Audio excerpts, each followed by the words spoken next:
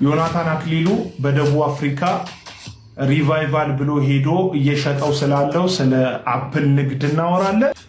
ነቢይ ወንድማችን ነቢይ እዩ ጩፋ ጋር በመሄዴ የምከታተልበት ቤተክርስቲያን ከኛ ሄደው ሲሳደቡ ደስ የሚላቸው ደግሞ ሰዎች ከኛ የወጡ ሰዎች ሲሳደቡ ደስ የሚላቸው ሰዎች ያልተረዱት እነዚህ ሰዎች ያሳደገቻቸውን ቤተክርስቲያን የተሳደቡ ያላሳደጋቸውን አዲስ እምነት ደግሞ ነገ መሳደባቸው አይቀርም። ኦርቶዶክስ ከመጣሁ በኋላ የእግዚአብሔርን ድምፅ ሰምቼ ወደ ወንጌላውያን አብያተ ክርስቲያናት ከገባሁ በኋላ አካባቢውን ያለማወቅ ነበረ። ኦርቶዶክስ ቤተክርስቲያን ይሄንንም ያህል መስቀል አንጠልጥላ ኢየሱስ ሲባል ሰዎችን ታሳድድ ይሆን? ፈጣሪ ስንት ነገርሽ የሸፈነው አንዳንቺ ስራማ ቢሆን አረ እኔ እንደውም ፈጣሪ እንድትማሩብኝ አድርጎ መማሪያ ያደረገኝና የእናንተን ሁሉ ሸፍኖ የኔን አወጣው እንጂ እንዳንቺ አይነቱን ጉድ ሸፍኖ የኔ አይነቱን ጉድ አወጣ። መድኃኒዓለም ለሌቦች በጣም አደገኛ ምሽግ የሆነ እምነት የጴንጤ እምነት እንደሆነ ይሰማኛል። በመንፈስ ቅዱስ ስም ለመዋሸት በጣም የሚመች እምነት ነው። ስለዚህ ይሄ የጴንጤ ስብስብ ራሱን መግዛት ራሱን ማወቅ አለበት። አቤቱ ደግሰው አልቋልና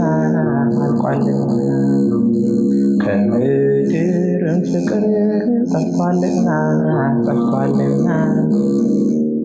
ፈጣሪ ስንት ነገርሽ የሸፈነው አንዳንቺ ስራማ ቢሆን አረ እኔ እንደውም ፈጣሪ እንድትማሩብኝ አድርጎ መማሪያ ያደረገኝና የእናንተን ሁሉ ሸፍኖ የኔን አወጣው እንጂ ማርዬ እኔ ጥንካሬን ተማመነብኝና እንዳንቺ አይነቱን ጉድ ሸፍኖ የኔ አይነቱን ጉድ አወጣ። መድኃኒዓለም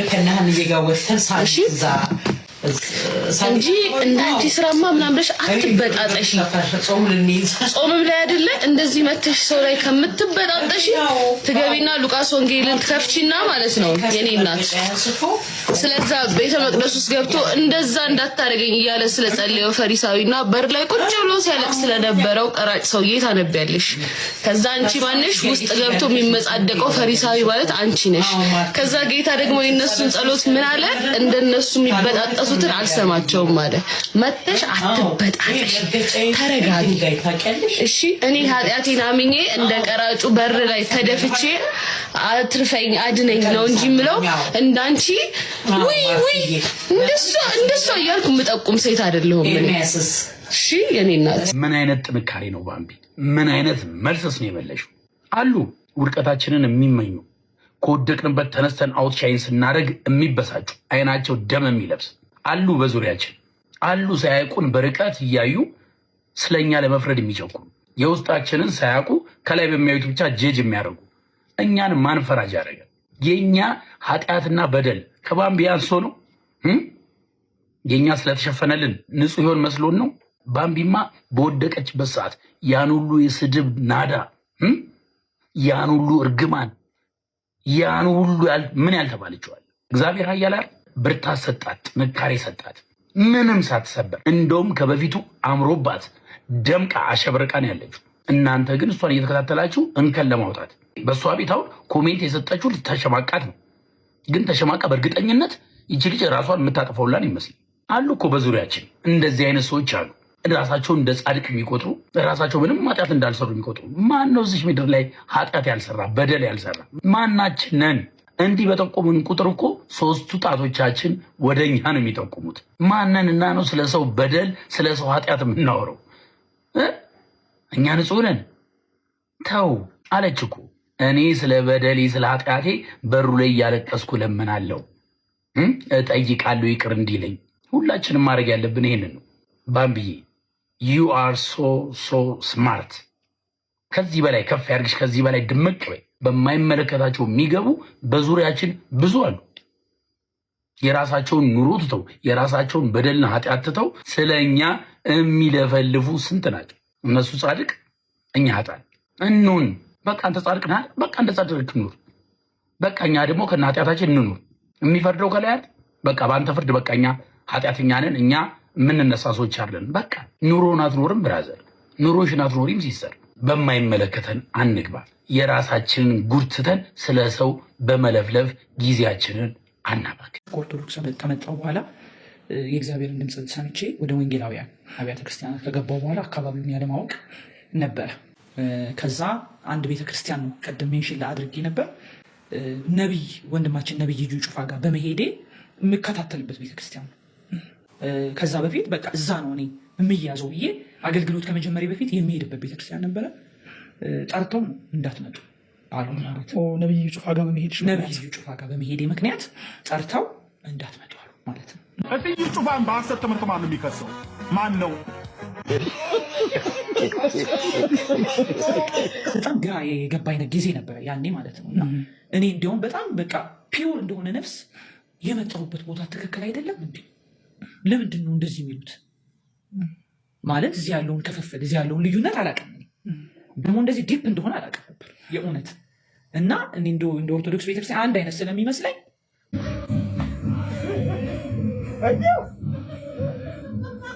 በቃ ኢየሱስን በመውደድ ቅን በሆነ መንገድ ነበር የሄድኩት ማለት ነው። ከዛ የተለያዩ ሰዎች ይጽፉ ነበር የተለያዩና ጎዳኝ እና የሆነ ሰዓት እንደውም ጌታ ሆይ ልክ አይደለም ወይ ይሄ ነገር? ተናግራኝ ነው የመጣው ተናግራኝ ነው የዚህ ቦታ የቆምኩት። እና ፕሮቴስታንቲዝምም ኦርቶዶክስን እንድጠሉ ቅዱሳኑ እንድጠሉ ያደርጓችሁና የትኛው ክርስቶስ እንደምትቀበሉ ይነግሯችኋል። ቆይ አይነግሯችሁም ማለት በጣም ዲኖሚኔሽኖች እኮ ናቸው ያሉት በኢየሱስ ትምህርት ራሱ የሚለያዩት ማለት። ይሄንን ለዘመናት ተናግረውት አያውቁም ነበር። አንድ ነን ይሏል። በቃ በክርስቶስ አንድ ነን ይላል። የትኛው ክርስቶስ እንደሚያመልክ አይናገርም። ከዛ አንተ መካነ ኢየሱስ ግባ፣ ቃለ ሕይወት ግባ፣ አማኑኤል ቸርች ግባ፣ የእዩ ጩፋ ቸርች ምንድነው ማርሻል ነው ምናምን የሚባል ግባ፣ የዮናታን 5 ዓመት የተሳሳተ ትምህርት የትም ግባ። ጉዳያቸው አይደል? ለምንድነው ጉዳያቸው ያልሆነው? በቃ እነሱ የምርም ክርስቶስን እንድትሰብኩ ክርስቶስን እንድታውቁ አይደለም ጉዳያቸው። እውነተኛውን ክርስቶስን ትታችሁ እንድትወጡ ነው በቃ ዋና ዓላማችሁ። የትም ግባ ከኦርቶዶክስ ውጣ ነው ዋና ኢንቴንሽን። ስለዚህ ከየትም ወጥተህ ከኦርቶዶክስ ወጥተህ የትም ግባ የሚል ትምህርት የምርም የክርስቶስ ፍቅር ኖሮት አይደለም ማለት ነው። የምርም የክርስቶስ ትምህርት ገዶት አይደለም ማለት ነው። ብቻ ምንድነው ከክርስቶስ አካል ከሆነችው ከቤተ ክርስቲያን ውጣ። የእውነተኝነት መመዘኛ ቅዱስ ትውፊት ብቻ ነው። ማይዘበይ ቅዱስ ትውፊት ነው። ቅዱስ ትውፊት ከሌለ ሁሌም እየተበጣጠስክ ነው የምትኖረው። ተበጣጥቀን እንደ አሜባትል ማለት ነው። ተበጣጥሰን በዘላለም ድነት ጉዳይ ላይ የምናስተምረው የተለየ ነው። እንደዚሁም ደግሞ ሰው ደህንነቱን ያጣል አያጣም ብሎ በሚለው ላይ የምናስተምረው የተለያየ ነው። 3 ግሩፕ ሆኖ ምናምን ነገር ተብሎ ይባላል። በዚህ በአንዱ መጽሐፍት ላይ ብቻ በዚህ በአንዱ በእግዚአብሔር ቃል በመጽሐፍ ቅዱስ ላይ ብቻ በእኛ በወንጌል አማኞች ውስጥ እንኳን ስንት አይነት አመለካከት ያላቸው ሰዎች እንዳሉ ልነግራቸው አልችልም። ኦርቶዶክስ ቤተክርስቲያን ይሄንንም ያህል መስቀል አንጠልጥላ ኢየሱስ ሲባል ሰዎችን ታሳድድ ይሆን? ጾምም አይደል? እስኪ እናውጋ ኑ። ኢየሱስ ጌታችን መድኃኒታችን ኢየሱስ ክርስቶስ የዓለም መድኃኒት የዘላለም ንጉሥ ወልድ ዋህድ አንድያ ልጅ ብላ በስርዓተ ቅዳሴ ክርስቶስ በመስቀል ላይ የሰጠውን ስጋና ደሙን እውነተኛ መብልና መጠጥ መሆኑን አምና እያቆረበች በጸሎትና በውዳሴ አቤቱ ጌታ ኢየሱስ ክርስቶስ ሆይ ማረኝ የሚለውን የንስሐ ጸሎት እያጸለየች በበዓል አከባበር የክርስቶስን የማዳን ስራ የሚዘክሩ በዓላትን አስቀምጣ ልደቱን ብሎ በገና ተጠመቀ ብሎ በጥምቀት ተሰቀለ ብሎ በትንሣኤ ብላ እየሰበከች በመስቀል ክብር የማዳን ስራ ምልክት ብላ በመሳለም ማክበር በአንገት ላይ ማተብ ማዞርን ያስተማረች ለተሰቀለው ክርስቶስ አምልኮን የጻፈች ለጥንተ ስቅለቱ ስግደት ይገባል ብላ ያዘመረች በትምህርቷ በነገረ ክርስቶስ በክሪስቶሎጂ በሚስጥረ ስጋዬ ላይ ሲጀምር ቀዳማዊ ልደቱ ከዓለም በፊት ያለ እናት የተወለደ የባህሪ አምላክ ብርሃነ ዘእመ ብርሃን ከብርሃን የተገኘ ብርሃን ብላ የሰበከችው ሲቀጥል በዳህራዊ ልደቱ ዓለም ከተፈጠረ በኋላ ሰውን ለማዳን ከእመቤታችን ከቅድስት ድንግል ማርያም ያለ አባት በግብረ መንፈስ ቅዱስ መወለዱን የሰበከችው ፍጹም አምላክ ፍጹም ሰው ተብሎ መሰበኩ እንደኛ ሰው ሆነ፣ ተራበ፣ ተጠማ፣ ሞተ፣ ከኃጢአት በቀር ሁሉን ነገር መሰለን መባሉ መሰበኩ ሲሰልስ ደግሞ ተዋህዶ ያለ መቀላቀል ያለ መለያየት አንዱ አካል አንዱ ባህር የሆነ ስትል የሰበከችው በቅዳሴው የኢየሱስ ክርስቶስ ስቅላትና ሞት ትንሣኤው በበዓላት በአጽዋማት ምስክርነቱ ልደት፣ ጥምቀት፣ ሆሳዕና፣ ስቅላት፣ ትንሣኤ፣ ዕርገት ጰራቅሊጦስ ብላ የእግዚአብሔርን የማዳን ስራ የሰበከችው በአብይ ጾም የክርስቶስን መከራና ትህትና እንድናስብ የጠየቀችው በስንክሳር በወንጌል ንባብ በሃይማኖት አበው ስለ ኢየሱስ ክርስቶስ አምላክነት ሰው መሆኑን ሚስጥር ያመሳጠረችው ማንበብ የማይችል ሰው እንኳ ቢሆን ከስቅላተ ክርስቶስ ይህንን ስዕል በማየት ብቻ ሞትን ድል አድራጊነቱን የሚገነዘብበት ዝምተኛ ስብከትን የሰበከችው መሰረታዊ በሆነ ስሙ ለመጥራት መድኃኒትነቱን ለመግለጽ ኢየሱስ መሲህ የተቀባ መሆኑን ለመግለጽ ክርስቶስ የማንነት ባህሪውን ለመግለጽ እግዚአብሔር ከኛ ጋር ነው ለማለት አማኑኤል የእግዚአብሔር ልጅነቱን ለመግለጽ ወልደ አማኑኤል አካላዊ ቃልነቱን ለመግለጽ ቃለ እግዚአብሔር አንድና ብቸኛ መሆኑን ለመግለጽ ዋህድ ብርሃን መሆኑን ለመግለጽ ፀሐየ ጽድቅ የማዳን ስራውን ለመግለጽ መድኃኒተ ዓለም ስለ ሰው ልጅ መሰቀሉን ለመግለጽ በጋ እግዚአብሔር በግ እርቅ የፈጠረ መሆኑን ለመግለጽ ናዝራዊ ብላ የምታመልከውን የምታስመልከውን አላለቀም ምስጋና ለእርሱ ይሁን ለማለት ሎቱ ስብሃት አምላክነቱ ሳይለወጥ ከድንግል ለመወለዱ ወልደ ማርያም መጀመሪያና መጨረሻ መሆኑን ለመስበክ አልፋ ወኦሜጋ ኢየሱስ ክርስቶስ እውነተኛ ጌታ የፍጥረታት ሁሉ ገላጭ ነው ለማለት አዶናይ ሁሉን ቻይ ነው ለማለት ኤልሻዳይ አምላክነቱን ለመስበክ ኤሎሄ መጀመሪያና መሰረት ነው ለማለት ዮድ ሕይወትና እውነተኛ መምህር መሆኑን ለመግለጽ ራቢዮን ረዳትና አዳይ ነው ለማለት ሳዶር መጠጊያ ከለላ ነው ለማለት አላዶር እያለች ያስተማረ የሰበከች ያመለከች ያስመለከች ቤተክርስቲያን እውነት የክርስቶስ ስም ሲነሳ ሰዎችን ታጠቅ አይሆን? ከኛ ሄደው ሲሳደቡ ደስ የሚላቸው ደግሞ ሰዎች ከኛ የወጡ ሰዎች ሲሳደቡ ደስ የሚላቸው ሰዎች ያልተረዱት እነዚህ ሰዎች ያሳደገቻቸውን ቤተክርስቲያን የተሳደቡ ያላሳደጋቸውን አዲስ እምነት ደግሞ ነገ መሳደባቸው አይቀርም። በዚህችም ጨክነዋል እንኳን በእነሱ መሸጥ የለመደ እናቱን ያስማማል። ስለዚህ ነገ በእነሱ መመለሳቸው አይቀርም። ለሌላም ለማህበራዊ ጉዳይም ለምንም ታማኝ ሰዎች አይደሉም። ችግር አለብህ ማለት ነው። ወጥተህ ምርር ባለ እልህ በሚመስል ማለት እና እግዚአብሔር ያርቅላቸው። መንፈሰ ጽርፈት በተለይ ስትናደድ ይጨምርላል። ቃላት ያውሳል እኮ ሰይጣን የሆነ ጭካኔ የተሞላበት ምናምን መንፈሳዊ ስሜት እንዳይኖረን የሚያደርግ ሁልጊዜ መተክተክ ስራ ይሰራል። ስለዚህ ቁጭ ብለው አንዳንድ ሰዎች እንዲህ ተባለ እኮ እኔ በጣም ማዝነው በሌሎች ምስክርነት የምትጸና ቤተክርስቲያን አለች። በጣም ቅጥል የሚያደርገው እገሌ የተባለው የእንትን ሃይማኖት ፓስተር ወይ ምናምን ስለ ኦርቶዶክስ መሰከረ እልል በሉ ይላል። እሱ እኮ ለመመስከር ቢያንስ መጠመቅና ትንሽ መማር አለበት ሰውዬው። የእሱ ምስክርነት ነው ይህችን ግራንድ የሆነች ቤተክርስቲያን የሚያስከብራት። እልል በሉ ደስ ይበላል። ለምንድነው ደስ የሚለን? መማር አለበት። ከመቼው መተህ ነው የምትመሰክር?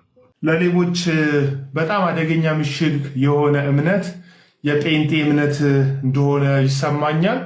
ይህንን የምለው ደግሞ ያለ ነገር አይደለም። አንደኛ በመንፈስ ቅዱስ ስም ለመዋሸት በጣም የሚመች እምነት ነው። ምክንያቱም ብዙ ሰዎች መንፈስ ቅዱስን እንደ ቆሎ ጓደኛቸው እንሰማዋለን፣ እናየዋለን፣ ተገለጠልን የሚሉበት በቃ ለግል ፍላጎታቸው የመንፈስ ቅዱስን ድምፅ ለራሳቸው የሚያውሉበት ቤተ እምነት ቢኖር የጴንጤ እምነት ነው። ስለዚህ ይሄ የጴንጤ ስብስብ ራሱን መግዛት ራሱን ማወቅ አለበት። መንፈስ ቅዱስ የሚዋሽበት አምላክ አይደለም፣ መነገጃ አይደለም። ለምሳሌ መጽሐፍ ቅዱስ በትንቢተ ኢዩኤል መጽሐፍ ምዕራፍ 2 ላይ የሚናገረው አንድ በጣም ጥልቅ የሆነ ሐሳብ አለ። ይሄውም ሐሳብ መጽሐፍ ቅዱስ እንደምታውቁት ሞዴሬተሮች አላችሁ። የኔ ሞዴሬተሮች እጃቸውን ታብታብ ስለሚያደርጉ ሰው ሚዩት ምናምን አያደርጉ መሰል እና ከርዕሱ ጋር የማይገናኝ ፐርሰናል ስድብ የሚሳደቡ ሰዎች ካሉ አባሯቸው። ትንቢተ ኢዩኤል መጽሐፍ ምዕራፍ 2 ላይ በስጋ ለባሽ ሁሉ ከመንፈስ ያፈሳለው ብሎ እግዚአብሔር ቃል የገባበት ትንቢት መጽሐፍ ነው እንደምታውቁት። ይሄ ትንቢት ደግሞ በሐዋርያት ሥራ ምዕራፍ 2 ላይ ተፈጽሟል። የእግዚአብሔር መንፈስ በስጋ ለባሽ ሁሉ ላይ ተፈጽሟል። መንፈስ ቅዱስ ሲወርድባቸው ደግሞ ሐዋርያት ለሃይማኖታቸው ሞቱ፣ ዓለምን ናቁ፣ በምድረ በዳና በዋሻ ተንከራተቱ፣ ያለ ጦር ያለ መሳሪያ የሮምን መንግስት አሸነፉ፣ እየተገደሉ አሸነፉ፣ እየሞቱ አሸነፉ፣ እየታሰሩ አሸነፉ እንጂ በየትኛውም የሐዋርያትና የአባቶች ታሪክ ውስጥ ራሳቸውን ያበለጸጉ ራሳቸውን እንደነዚህ ሰዎች በሰው ላይ የሾሙ አድራጊ ፈጣሪ እንደሆኑ የሚናገሩ ሰውን የሚደበድቡ ሰውን የሚወግሩ የሚያሳስሩ ሐዋርያት አልተፈጠሩ። እነዚህ ለወንጌል አይታሰሩም ወይ ለወንጌል ሰው ያሳስራሉ።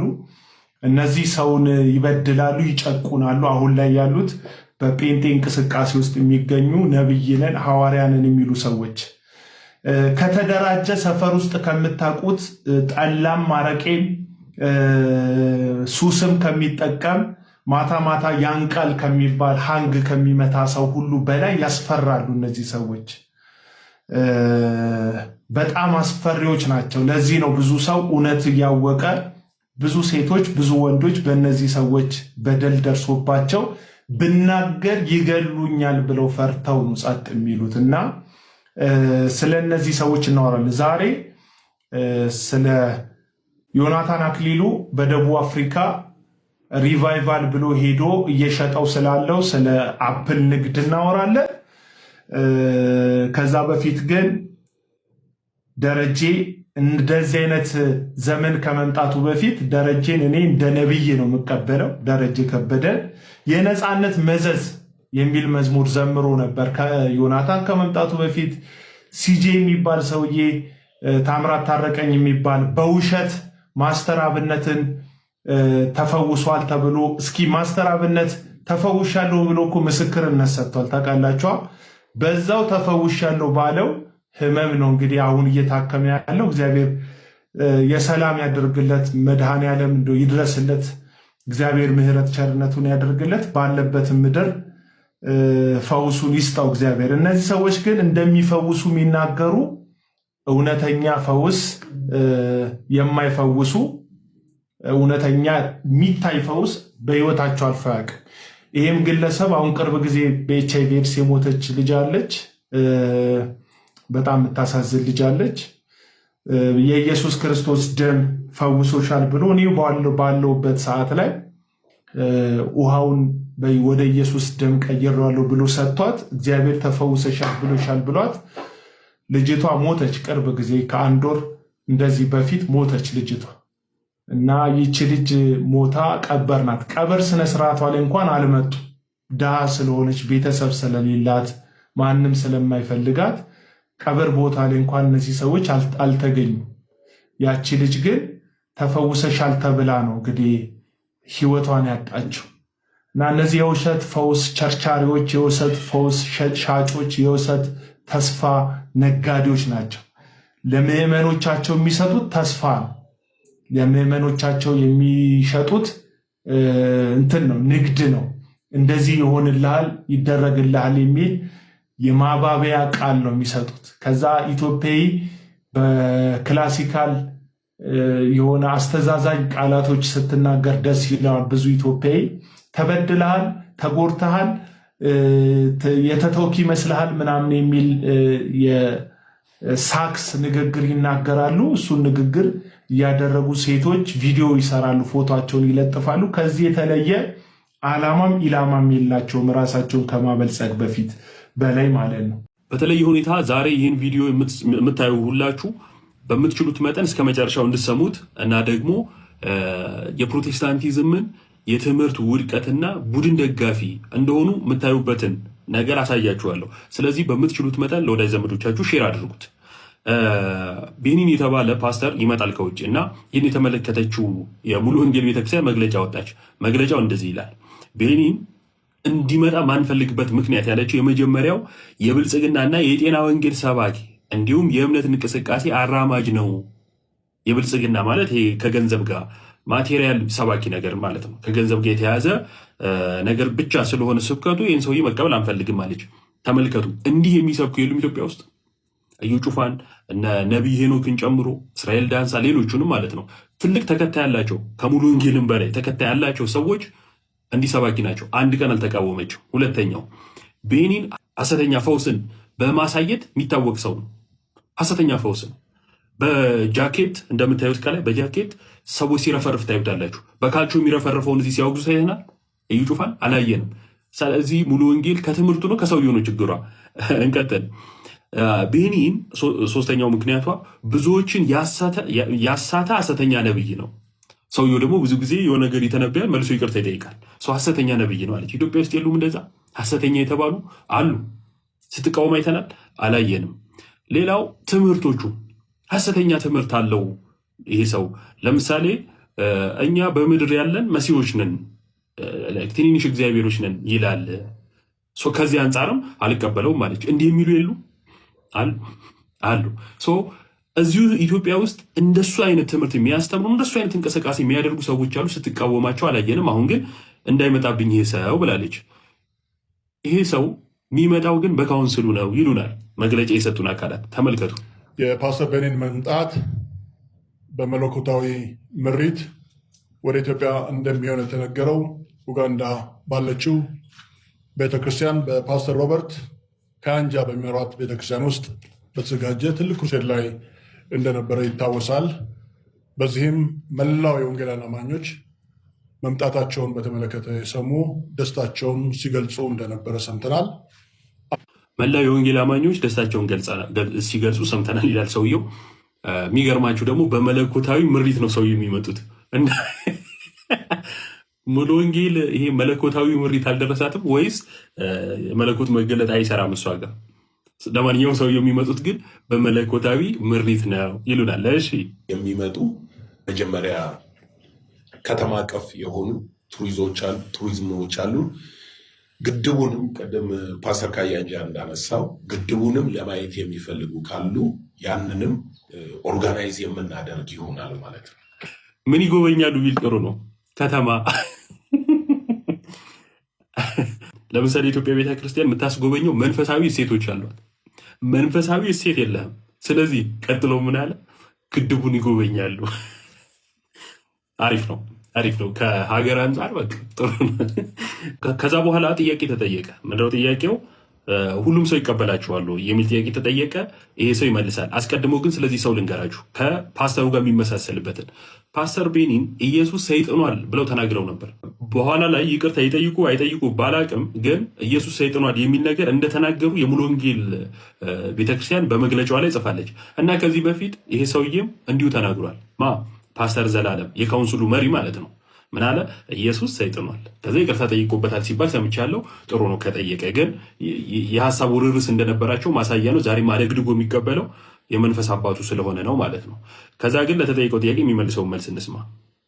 እኛ ሀገር ላይ የተለመደ ስርዓት አለ። ይሄ ምንድነው? ሰዎች በግላቸው ወይንም በግሩፕ ተነስተው እከሌ ስህተት ነው እከሌ እውነት ነው የሚሉበት አሰራርና አካሄድ የተለመደ ነው። ነገር ግን አሁን ባለን ኤክስፒሪየንስ እንደምታውቁት የቢሊግራም ፕሮግራም በወንጌል አማኞች ካውንስል በኩል የተደረገ ነው። ስለዚህ ካውንስሉ የሁላችንም ጥላ ነው። ማጠቃለያው ምንድነው? የወንጌል አማኞችን እንዳጠቃላይ የሚያጠቃልል ነው። በካውንስሉ ነው የመጡት። ሁላችንም ያገናኝ ነው አሉ። መስቀል አደባባይ ላይ ጴንጤዎች ትገኛላችሁ ወይስ አትገኙም ነው የመጨረሻው። ምክንያቱም ሙሉ ወንጌል አይወክለኝም ትምህርቱን አልቀበልም ብላለች። ሌሎቹም ደግሞ ሌላ ብለዋል። እነዚህ ደግሞ ወጥተው አይ እኛ የወንጌል አማኞች ነው ብለዋል ፕሮግራሙና ትወጣላችሁ ወይስ አትወጡም ነው ጉዳዩ ነው። ትምህርት ታመዛዝናላችሁ ወይስ ወጥታችሁ ቲፎዞ ትሆናላችሁ? ሰላም ክርስቶስ ይብዛላችሁ።